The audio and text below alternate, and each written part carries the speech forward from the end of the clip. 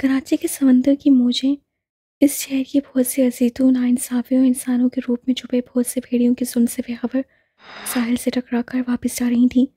ये मदरसा रियासुल जन्नत का ज़हन था, जहाँ इस वक्त बहुत से 10 से 14 साल बच्चे ईशा की नमाज की अदायगी के बाद अब एक बड़े से हॉल नुमा कमरे में दाखिल हो रहे थे। कमरे में कितार दर कितार चटाइयाँ बिछी थीं। एक तरफ लगे अलमारी में अनगिनत कुरान पाक ऊपर नीचे रखे हुए थे। यहाँ अब रात को एक दफ़ा सब कुरान पाक हिफ्ज़ करने वाले तलबा को सबक की दुहराई करने के बाद सो जाना था। ये वो बच्चे थे जो कुरान को हिफ्ज़ करने के लिए मदरसे में ही रिहाइश रखते थे। यहाँ बच्चों की तरह बहुत से उस्तादों को भी मदरसे में रिहाइश दी गई थी। तमाम बच्चे कमीज शलवार में मलबूस पोंचों को टखनों से ऊपर किए, सरों पर क्रोशिया से बनी सफ़ेद टोपी पहने अब ज़मीन पर बिछी चटाइयों पर कितार दर कितार बैठ रहे थे। कुरान पाक को रेल पर सजाए आगे पीछे झूलते बच्चे कारी के आने से पहले सबक की जोरों शोर से तलावत की सूरत में दुहराई कर रहे थे। उन्हीं बच्चों में दोरान मलिक भी शामिल था, जो मटियाले रंग के पतले से कमीज शलवार में मलबूस यहाँ बैठे तमाम बच्चों की तरह आगे पीछे झूल नहीं रहा था, बस आंखें बंद किए तलावत में मगन था। वो उन सब की निस्बत दुबला हो गया था, चेहरे पर अब भी बेताशा संजीदगी थी। दस्तगीर बेगम ने 5वीं क्लास के बाद उसे स्कूल की तालीम देने की बजाय कुरान पाक का हाफिज़ बनाने का फ़ैसला किया था। इस फैसले पर सभी खुश हुए थे, क्योंकि अब सबकी ज़िंदगियां हराम करने वाला दुरान सिर्फ हफ्ते बाद ही घर में नजर आता था। हाँ, अलबत्ता जब कोई सौदा सल्फ लाने और काम करने में बुरहान और फ़ाइका सब बड़ों को दो टोक जवाब दे देते, तब उन्हें दुरान शिद्दत से याद आता था, क्योंकि दुरान की हैसियत इस घर में एक इजाफी नापसंदीदा फ़र्द की तरह थी। इसलिए मलिक हाउस में यावर और रसवन के अलावा हर शख्स उसे अपना ज़ेर हलील गुलाम समझता था। मलिक हाउस की सरबराही दस्तगीर बेगम के हाथ में थी, और वो जो भी फैसला करती थी, असफल और यावर की उनके सामने कुछ नहीं चलती थी। दुरान तो महज 10 साल की उम्र में भी सारा दिन घर के मुख्तलिफ कामों में पिसा जाता था। नुक्कड़ की दुकान के चाहे 400 चक्कर लगाने हों, वो दुरान ही लगाता था। किसी को पानी का गिलास भर कर देना, दस्तगीर बेगम की छड़ी पकड़कर उनको बिस्तर से उठाना, बैठे बैठे हर बंदे को पानी का गिलास पिलाना, रात को अपने स्कूल के जूतों के साथ बुरहान और फाइका के जूते पॉलिश करना, हर घंटी पर दरवाज़ा खोलने जाना, शावर के छोटे बेटे राखिब को झूला देना, शावर की बेटी सबरीना को गोद में उठाए फिरना। उससे जब से होश संभाला था, अपने इर्द गिर्द की दुनिया ऐसी ही देखी थी, जिसमें सुबह से देर रात को वापस आने वाले यावर और रसूल मलिक के अलावा किसी फर्द की आंखों में उसके लिए उनसियत नहीं थी। जब जिस वक्त भी जिसका भी दिल चाहता, वो उसे उसकी गलती पर थप्पड़ और घोंसा जड़ देता था। जब वो ज़्यादा छोटा था, तो वो बुरहान और फायका को मारकर अपना गुस्सा निकाल लेता था, मगर अब वो उनकी जगह छत की दीवारों पर घूंसे मारता था। वो रोता नहीं था। जब भी कोई उसे अज़ियत देता, वो खुद को अज़ियत देता था। वो छत पर जाकर दीवारों को घूंसे और टांगे मारता था। वो मतवातर उस वक्त तक मारता रहता था, जब तक उसे तकलीफ़ का एहसास नहीं होने लगता था, और वक्त गुजरने के साथ साथ ये तकलीफ़ का एहसास कम होता जा रहा था। गाल पर पड़ने वाले थप्पड़ की तो उसे अब जलन तक नहीं होती थी। उसे शुरू से सरकारी स्कूल में पढ़ाया गया था, मगर वो वहाँ भी अपनी कारकर्दगी में अपना आप साबित कर चुका था। 5वीं जमात तक वो हर जमात में अव्वल आया था, मगर 5वीं जमात के फ़ौरन बाद दस्तगीर बेगम ने हुक्म जारी कर दिया था कि वो अब कुरान हिफ्ज़ करेगा। उन्हें दुरान की होंद से अब भी यहूदियत की बू आती रहती थी, और उनने हुक्म सादिर किया था, वो कुरान हिफ्ज़ करेगा तो ही वो उस पर से फ़िरंगी होने का लेबल हटाएंगी। और हर बार की तरह वो एक रोबोट की मानद सर झुकाए उस मदरसे में आ गया था। मदरसे के हॉल में बच्चों के पढ़ने का शोर यकायक से बढ़ा था, क्योंकि कारी अब हॉल में आ चुका था।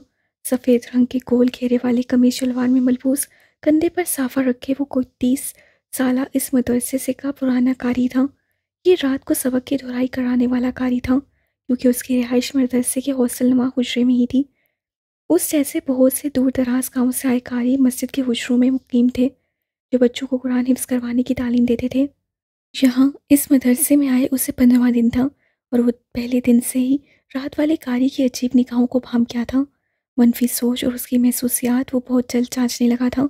कारी उसे बहुत गौर से और अजीब निगाहों से देखता था, अगरचे वो यहाँ मौजूद तमाम बच्चों में नुमाया था, क्योंकि उसकी सूरत में ये मगरबी हुस्न का मिलाप उसे हर जगह सबसे मुनफरिद बना देता था। वह कारी के जहन में उसको लेकर पनपते गंदे अज़ाइम उसके छोटे से जहन को समझ नहीं आते थे, लेकिन उसे ये पता चल रहा था कि उसे उनसे खतरा हो सकता है। आज ये मनफी लहरें बहुत अजीब तरह से असरअंदाज हो रही थीं, और बिल्कुल वही हुआ जिसके बारे में उसकी छठी हिस्स उससे पहले से आगाह कर रही थी। बाज़ औक़ात आपकी ज़िंदगी की तल्ख़ तजुर्बे आपकी उम्र से ज़्यादा होते हैं और वो उन्हीं में से एक था जिसने 10 साल की उम्र में ही इंसानों के ऐसे रूप देखे थे जो शायद बहुत से लोग उम्र के वश में जाकर देखते हैं। यही वजह थी आम बच्चों की निस्बत उसकी छठी हिस्स बहुत तेज़ थी। कहानी ने माँ सुहाए उसके बाकी सब लड़कों का सबक सुना था और पास वाली लड़की को कुछ कहकर अपनी जगह से उठ गया। वो लड़का कारी की बात सुनकर सीधा दौरान के पास आया था। दौरान, कारी साहब तुम्हें अपने कमरे में बुला रहे हैं। तुम्हारा सबक उधर ही सुनेंगे। कुरान पाक लेकर चले जाओ। 15 साल लड़का उसे हुक्म सादिर करने के बाद अपना कुरान पाक थामे अलमारी की तरफ बढ़ गया था। दौरान अपनी जगह से उठा और कुरान को वहीं कुरान की रेल में रखते हुए हॉल में मौजूद बड़ी सी लकड़ी की अलमारी की तरफ बढ़ गया जहाँ उसको एक खाना दिया गया था जिससे बाहर की तरफ ताला लगता था। उसमें उसकी तमाम चीज़ें थीं जिनमें वो बहुत सी अजीब चीज़ें भी साथ लाया था जिनको अपने साथ रखता था। एक छोटा सा मर्दाना रेसर का ब्लेड, छोटी कैंची, एक चेन। उसे ऐसी चीज़ें जमा करने की आदत थी। उससे एक ट्रांस की सी कैफियत में अलमारी के खाने का ताला खोला और छोटे प्लेट को अपनी दोनों उंगलियों के बीच में दबा लिया। वापिस आया और कुरान पाक को सीने से लगाकर कारी के हुजरे की तरफ चल दिया। उस हॉल में से निकलकर बड़ा सा सहन था और सहन से पीछे खुलने वाले दरवाजे में वो दरसरे का हॉस्टल था जहाँ बहुत से कमरे थे और यहीं पर उस साधु के हुजरे थे। वो अब कारी के हुजरे के दरवाजे के सामने खड़ा था जहाँ दरवाजे के आगे सफ़ेद रंग का मखमल का पर्दा अंदर चलते पंखे की आवाज़ से हिल रहा था। उसने हाथ की उंगलियों को हल्की सी जंबिश दी और प्लेट उंगली की पोरों में जकड़ लिया। एक हाथ से पर्दा हटाकर वो हुजरे में दाखिल हुआ। सामने नजर कारी साहब पर पड़ी जो उस छोटे से कमरे में मौजूद एक चारपाई पर लेटा हुआ था और दूसरी चारपाई खाली थी जहाँ दूसरा कारी आज शायद छुट्टी पर था। कैसा है दौरान? आजा आजा, डर मत। कारी ने पुचकारते हुए मिठास भरे लहजे में कहा और उठकर बैठ गया। दुल्हन ने सर झुकाए कदम आगे बढ़ाए और चारपाई के पास आकर कदम रोक दिए। मेरी टांगें दबा दे पहले, फिर तेरा सबक सुनता हूँ। कुरान पाक वहाँ मेज़ पर रख कर आ जा। कारी की आंखें अब उसके चेहरे पर घूम रही थीं। दौरान खामोशी से आगे बढ़ा और कुछ दूर रखी मेज़ पर आहिस्तगी से कुरान पाक रख कर वापस मुड़ा। अल्लाह की किताब पढ़ाने वाले के दिल में शैतान ऐसा घेरा डाल कर बैठा था कि उसे उस मुकद्दस किताब को अपने सामने मेज़ पर रखवाते हुए भी एक लम्हे के लिए खौफ नहीं आया था। आजा, खड़ा क्यों है? आजा मेरे पास। कारी ने हपासत से दांत निकालते हुए कहा। दौरान ने एक निगाह कुरान पाक पर डाली, आंखें बंद की और फिर खोली और कदम आगे बढ़ा दिए।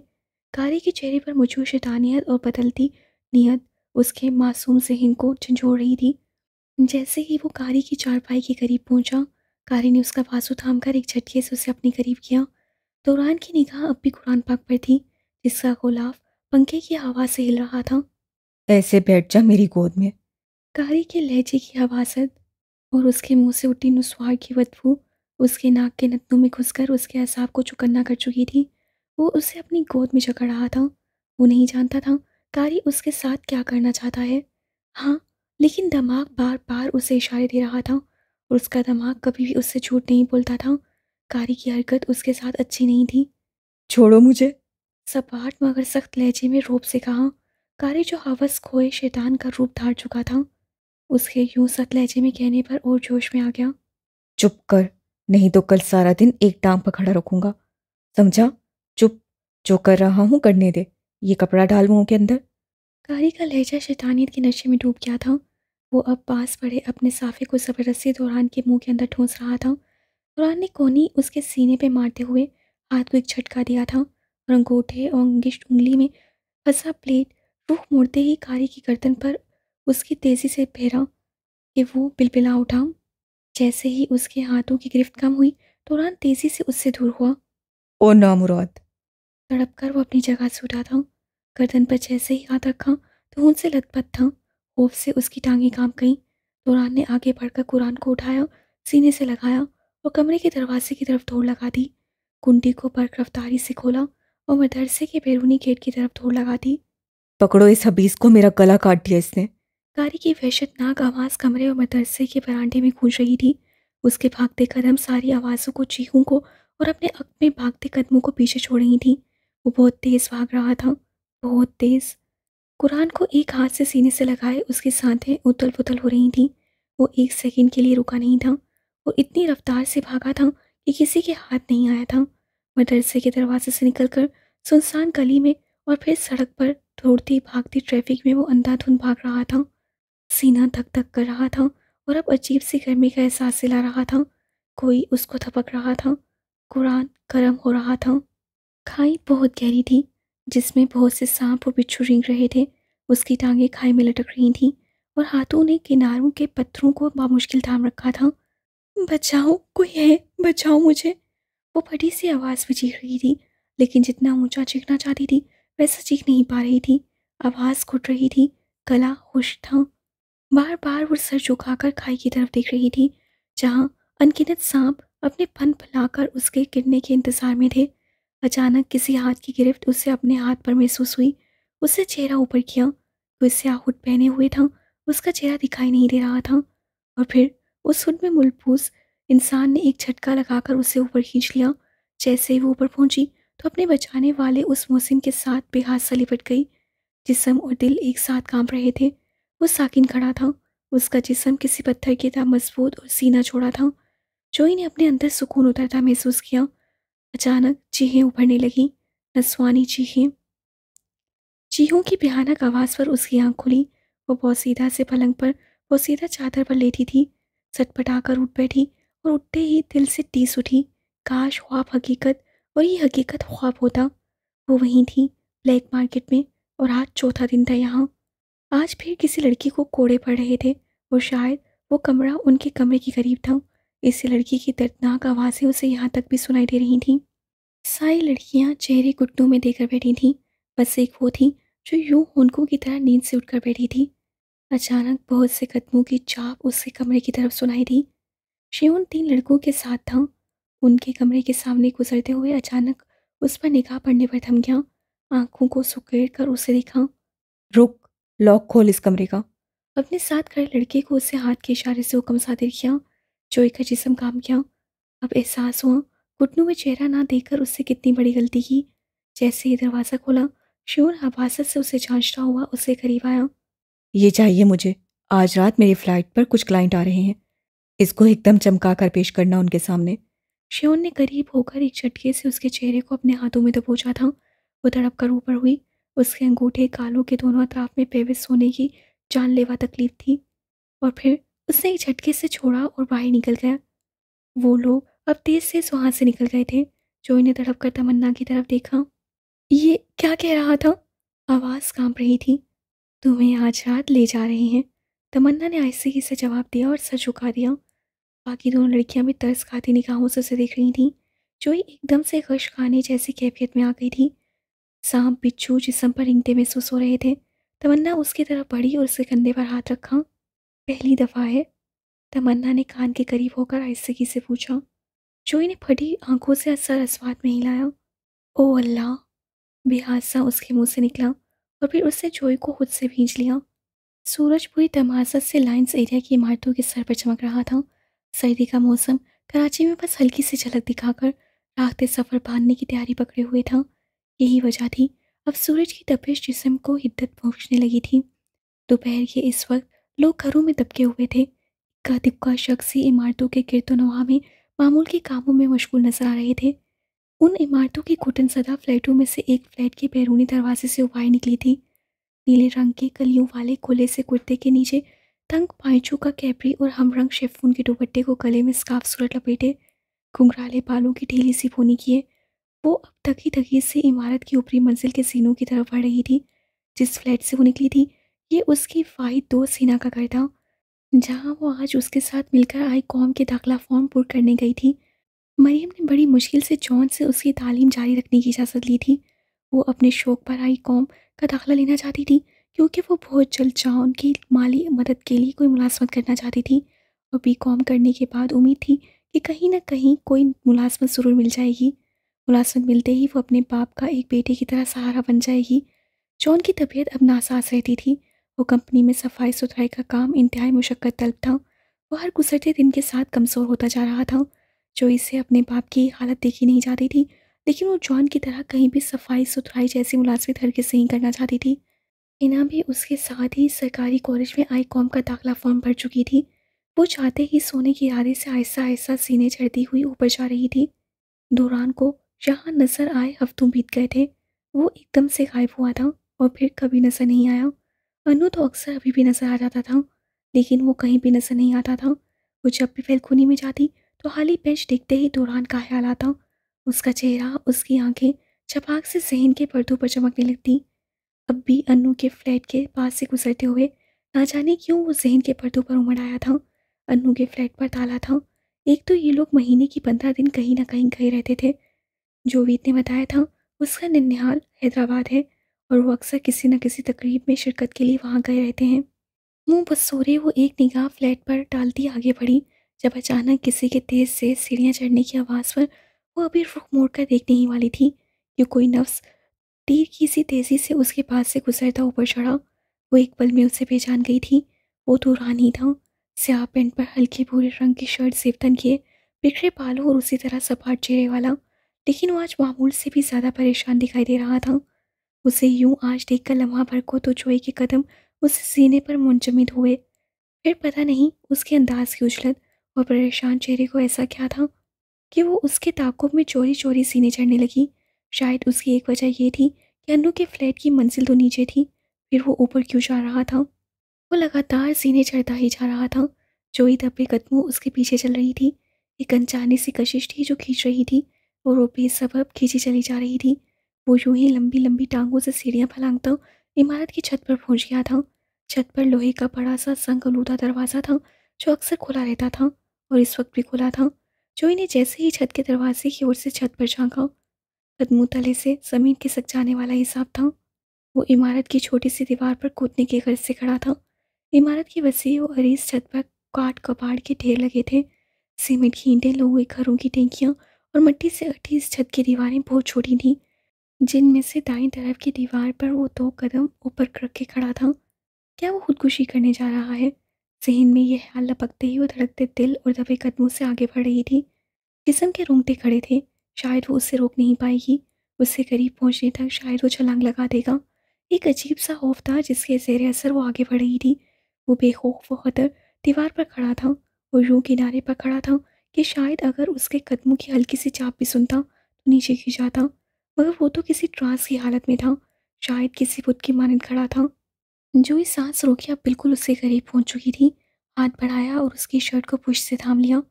रुको, खौफसदा आवाज़ में कहा और उसकी शर्ट को पीछे से दबोचकर कुछ इस तरह से खींचा कि वो लड़खड़ा गया। जोई की शर्ट को दबोचकर पूरी कुव्वत से अपनी तरफ खींचने की वजह से वो कुछ इस अंदाज से बौखलाया कि हड़बड़ाकर जोई के कदमों को थामते हुए भी ना संभल सका और दोनों एक साथ फर्श पर गिरे। उसके लिए ये सब गैर मुतवक्का था, इसलिए वो जोई की यहाँ मौजूदगी और खुद को इस तरह बचाने पर हैरत सदा उसके चेहरे की तरफ देख रहा था, जो अब यूं ज़मीन पर गिरने पर करा रही थी। तकलीफ के आसार की वजह से नाक उठी थी और पेशानी पर लकीरें थीं और ऊपर से दुरान का वसन। दुरान की हैरत एकदम से गुस्से में तब्दील हुई और फिर वो एक झटके से उसके ऊपर से उठा। जोई उसके उठते ही सर को थामे पर गिरफ्तारी से उठी। सुनो, रुको, क्या करने वाले थे तुम? पागल हो क्या? कूदने जा रहे थे? जल्दी से उठकर वो तकरीबन भागती हुई अब बिल्कुल उसके सामने खड़ी थी। हाथ अब भी सर की पुश को सहला रहा था, जहाँ गिरने की वजह से दर्द की टीसें उठ रही थीं। दोरान ने तेवरी चढ़ाकर एक गजबनाक निगाह उस पर डाली। ये लड़की दुनिया में मौजूद उन गिनती के लोगों में से थे जिनमें से हमेशा उसे मुस्बित लहरें महसूस हुई थीं। वो उस लड़की से कतराने लगा था। उसकी सोच में खुद के लिए बिलावजह की हमदर्दी उसकी समझ से बाहर थी। वो अक्सर उससे टकरा जाती थी और फिर उस दिन मैदान में उसे पता चला कि वो जोवीत की बहन है। जोवीत को वो अन्नू के छोटे भाई की वजह से पहचानता था, लेकिन आज वो यूं उसके पीछे छत पर चली आएगी, ये बात उसकी सोच के बिल्कुल बरअक्स थी। अब वो इस बात में भी हैरतज़दा था कि वो लड़की जान चुकी है कि वो खुद को ख़त्म करने के गर्ज से यहाँ मौजूद है। जैसे ही दुरान ने रोबोट की मानिंद फिर से दीवार का रुख किया, जूही ने लपक कर उसके बाजुओं को दोनों हाथों से दबोचा।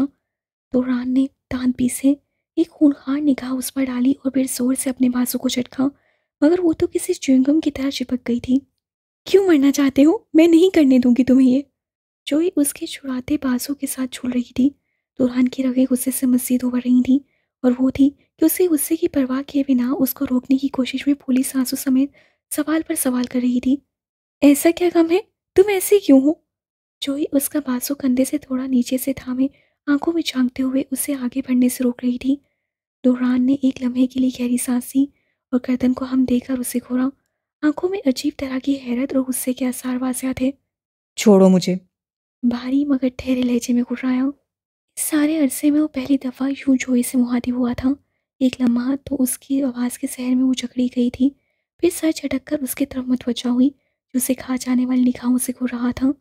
नहीं, नहीं छोड़ूंगी, तुम कूद जाओगे, धीटपन से कहा। दौरान ने अपनी ज़िंदगी में इतनी मजबूर लड़की कभी नहीं देखी थी। वो इतना ताकतवर था, जिस जोर से वो बाजू झटक रहा था उसे तो लुढ़क कर एक तरफ गिर जाना चाहिए था, मगर वो चिड़चिड़ी होकर चिमटी हुई थी। दुल्हन की आंखों की पुतलियां मजीद सुकड़ी और जबड़े महसूस अंदाज में एक दूसरे में पेविस हुए। गहरी बेजार सांस लेकर गर्दन मोड़े खोया हुआ। एक्सक्यूज मी, तुम हो कौन? मैं जो भी करूँ ये मेरी जिंदगी है। झुंझलाकर बाजू को झटका दिया, जिस पर वो थोड़ा सा लड़खड़ाई मगर बाजू पर गिरफ्त नहीं छोड़ी। हाँ, तुम्हारी जिंदगी है, पर तुमसे जुड़े बाकी लोगों का क्या? तुम्हारे पेरेंट्स, तुम्हारे बहन भाई। हाँ, जोई ने माथे पर बल डाले बड़े हक से डपटा। मैं कह रहा हूँ छोड़ो मुझे। दुरान ने एक एक लफ्ज को चबाते हुए गुस्सीले लहजे में फिर से वही बात दोहराई। अजीब उलझन हो रही थी, आखिर वो क्यों उस पर मेहरबान थी? उससे अन्नू के अलावा खुद पर मेहरबान हर शख्स से उलझन होती थी। देखो, किसी लड़की ने धोखा दिया है क्या? ऐसा क्या गम है कि तुम इस भरी जवानी में खुदकुशी करने जा रहे हो? हजारों लड़कियां आएंगी, जिंदगी में पागल मत बनो। अपनी ही क्या सराइयां लगाकर उसे समझा रही थी। दुरान का चेहरा गुस्से में तपने लगा था और फिर अगले ही लम्हे उसने एक झटके में दूसरे हाथ की मदद से जोई को अपने कंधे पर उठा लिया। वो जो उसके बाजू से चिमटी उसके हर कदम पर उसके साथ घिसिट रही थी, एकदम यूं उसके उठाने पर हड़बड़ा कर रह गई। आ, ये क्या कर रहे हो? खौफनाक चीख बरामद हुई। तुम यहाँ से जा नहीं रही इसलिए फेंक रहा हूँ तुम्हें यहाँ से। बड़े आराम से दांत पीसते हुए जवाब दिया। पागल हो क्या तुम? छोड़ो मुझे। जोई टांगे मारते हुए खौफ से चिल्लाई। वो दीवार के किनारे पर पहुंच चुका था। जोई का दिल उछल कर हलक में आया। क्या वो सच में मुझे फेंकने वाला है? छोड़ो मुझे, प्लीज छोड़ो मुझे। आस भागता बौखलाए से लहजे में चिल्लाई। नेकी गले पड़ती हुई महसूस हो रही थी। वो तो सच में दिमाग से खिसका हुआ लग रहा था, अब उसे फेंकने वाला था। छोड़ो। जोई अब उसके पेट पर टांगे मारते हुए इल्तिजा कर रही थी। तो रान ने एक झटके से नीचे उतारा। वो लड़खड़ा गई। फटी फटी आंखों से गहरे सांस लेते हुए वो उसे घूरा, जो शक्ल से तो इतना बददिमाग नहीं लगता था। जाओ यहाँ से। वो भारी आवाज में बाजू लंबा ताने इतनी जोर से चिल्लाया कि जोई जो पूरी आंखें खोले साकिन खड़ी थी कांप गई, और फिर बिना पलटे ऐसी दौड़ लगाई कि पीछे मुड़कर नहीं देखा। दिल खौफ से कांप रहा था। धड़कते दिल के साथ वो धड़ धड़ पाँव मारती सीढ़ियां उतरती हुई अब नीचे आ चुकी थी। वो तो पागल निकला, ज़हनी मरीज है कोई, मगर वो अपनी जान ले लेगा अब। दिल पर हाथ रख के सोचा, बिला खौफ व खतर फिर से पलटकर ऊपर चढ़ गई। दरवाजे पर पहुंचते हुए कदम बामुश्किल थमे। दरवाजे का पट थामे फटी फटी आंखों से वो सामने का मंजर देख रही थी। वो अपने हाथ से सीमेंट की बनी ईंटें तोड़ रहा था, एक के बाद दूसरी फिर तीसरी, मगर वो एक ट्रांस में ही करता जा रहा था। एक जुनून सा सवार था शायद सर पर, जो इन्हें कदम फिर से छत की तरफ बढ़ा दिए। दुरान हमेशा की तरह सारा गुस्सा और तकलीफ का बदला उन्हीं दो से ले रहा था कि अचानक एहसास हुआ वो अकेला नहीं है। हाथ रुके और फिर सामने देखा। वो ठीक लड़की फिर उसके लिए दुनिया जहाँ की हमदर्दी चेहरे पर सजाए उसके सामने खड़ी थी। क्या मसला है इस लड़की के साथ? दुरान ने आईब्रो चढ़ाए, उस पर एक खून आशाव निगाह डाली। ओह गॉड, शुक्र है वो कूदा नहीं। जोई ने शुक्र अदा करते हुए भरपूर मुस्कुराहट का तबादला किया। ये पागल है क्या लड़की? अभी मैंने इसके साथ इतना बुरा सलूक किया, ये फिर ढीठू की तरह यहाँ है। उस लड़की की रिटाई पर दुरान का दिमाग घुमा। तुम्हारे साथ मसला क्या है? कमर पर दोनों अतराफ में हाथ रखे वो गुस्सीले लहजे में उससे सवाल कर रहा था, जो मुस्कुरा रही थी। वो तो तुम्हारे साथ है, मुझे जानना है क्या मसला है, तुम ऐसे क्यों हो? मुस्कुराते हुए पूछा। हाथ पीछे कमर पर बांधे वो अब सब खौफ एक तरफ रखे अब हल्का फुल्का झूल रही थी। वो उससे बात कर रहा था, ऐसा लम्हा भी जिंदगी में आना था। दिल रस क्यों ना करता। इस वक्त मेरा मसला तुम हो। इसी वक्त यहाँ से चली जाओ, नहीं तो ऐसी ईंट से सर फोड़ूंगा तुम्हारा। दुरान ने झुककर ईंट उठाते हुए धमकी दी। हाँ, फोड़ दो। जोई ने मुस्कुराते हुए कंधे उचकाए। भला का इत्मीनान था। दुरान की आंखें उसके इरादे की नफी कर रही थीं। वो और आंखों का ना पड़ सके, ये हो ही नहीं सकता। न डर से वापस जाने की बजाय अब उसकी तरफ कदम बढ़ा रही थी। दुरान ने हैरत से उसकी जरूरत को देखा और फिर ईंट को जोर से ईंटों के ढेर पर फेंकता छत के दरवाजे की तरफ बढ़ गया। वो बिला वजह मुस्कुरा रही थी। एक अजीब सा ना आशना एहसास था, जिस इंसान को ज़हन ने बहुत सोचा हो, उससे यूँ मुलाकात हो जाना और उसका उससे बात करना, सब कितना हसीन लग रहा था। गहरी साँस लेकर वो कदम दरवाज़े की तरफ बढ़ा चुकी थी, मगर दिल ना जाने क्यों इस तरह की एक और मुलाकात की ख्वाहिश करने लगा था।